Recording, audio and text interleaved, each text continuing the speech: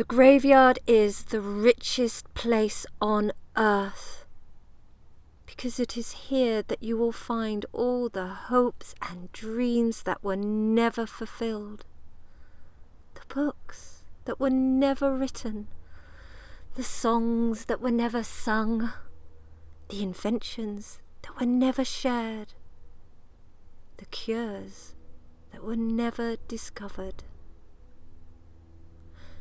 Les Brown. I spent a lot of time studying and working on why so many of us don't move confidently and strongly, or at all, in the direction of our dreams. Part of the equation, I strongly suspect, is that many people don't know the consequences, the price they will pay for sabotaging their dreams, wasting their gifts, and ignoring the whispering of their hearts. Oh yes. There is a price to pay. It's a high one.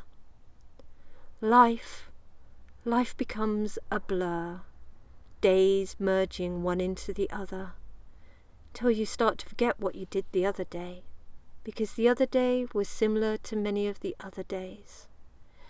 You can feel less energized, alive, and purposeful.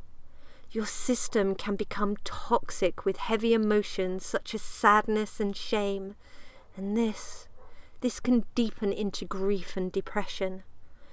Your self-esteem takes a big hit, and you can develop new addictions for numbing out, like becoming a workaholic, making other people's dreams and visions a reality. The reasons for delaying or pausing going for dreams can seem reasonable, and sometimes they are. More often than not, though, the truth beneath the logic and reasonableness of the when-then game is fear. I seriously doubt there are many people who couldn't squirrel away at least 1 hour a week to do something that takes them in the direction of their dreams, whilst waiting for their when. When we are taking some action, know what needs to be done next, and are avoiding and or numbing out, there is fear. When we are stuck in the loop of perfectionism, there is fear. When we have paralysis of analysis, trying to ensure we have thought through every element with plans and controls in place for all potential risks and issues, there is fear. Fear that we are not good enough. Fear that the thing we do or create will not be good enough. Fear that we will not equal or exceed previous achievements.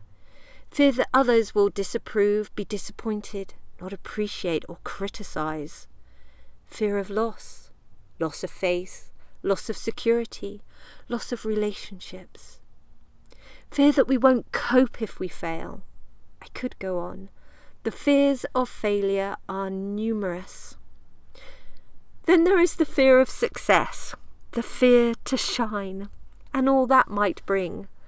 That's another big list, which also includes the fear of damaging or losing relationships. Finally, there is the paralysing, vice-like clamp of the fear of failure and the fear of success, which makes me want to drop the F-bomb in big capital letters. So let's move on.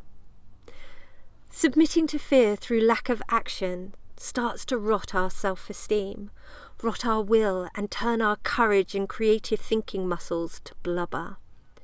Submitting to fear does not silence it, it morphs it. And here's the real knife twist.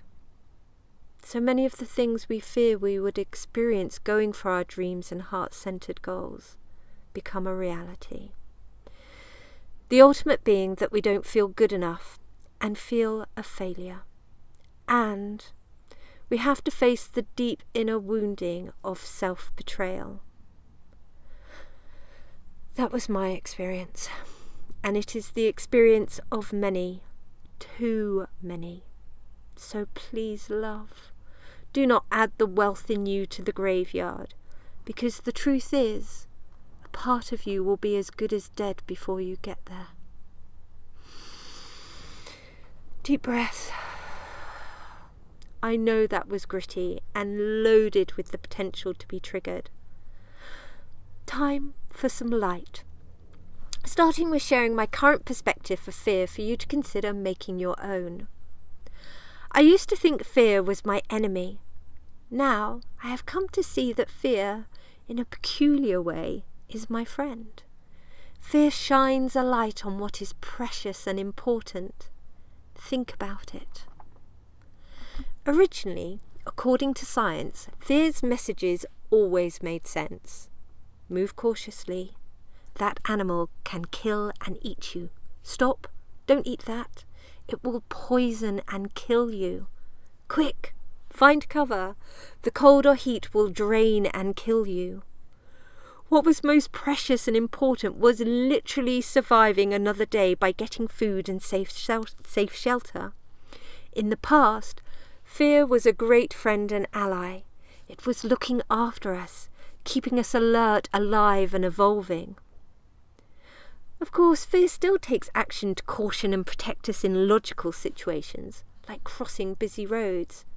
And I also think fear is in a crazy overdrive trying to protect us with rants about pursuing our dreams and goals. I think fear has become confused by what it means to live and thrive today. In our Western overculture, we are bombarded with messages about what to own, what qualifications to get, what work to do, what to look like, what success is, how to belong, be accepted, avoid humiliation. The list goes on. And that's why I think fear is confused. Does that make sense to you? What I know for sure is fear wants and needs to be heard. Drowning it out with distractions, it doesn't work for long and it weakens you. If you listen, you will realise what fear is actually trying to tell you.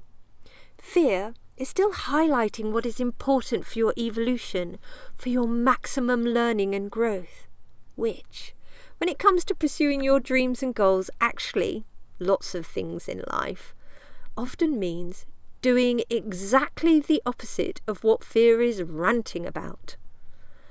I wish fear had a better way of communicating, but there it is, poor confused fear. I love the thought that this kind of fear is excitement without the breath. Excitement! Now isn't that an interesting thought? That fear is literally jumping up and down inside you saying, do this, in its topsy-turvy, confused way. So breathe and do it, because it's the only way to feel better. What I also know for sure is fear will return time and time again. It is inevitable. It's inevitable no matter who you are and what you have done and achieved in the past. Unless, unlike me, you have become truly enlightened. So each time you face into new possibilities, dreams and goals, each time you dare to stretch yourself, fear will be back, causing a riot in your body and mind.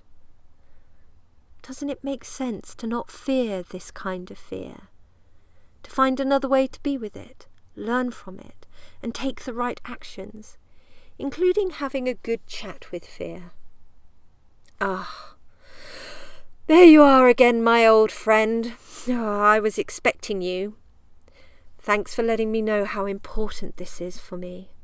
I hear you. I know. I will survive. I am safe. You can calm down now. Take a break, whilst I breathe deeply and crack on. So breathe into your dreams and feel the excitement of the adventure.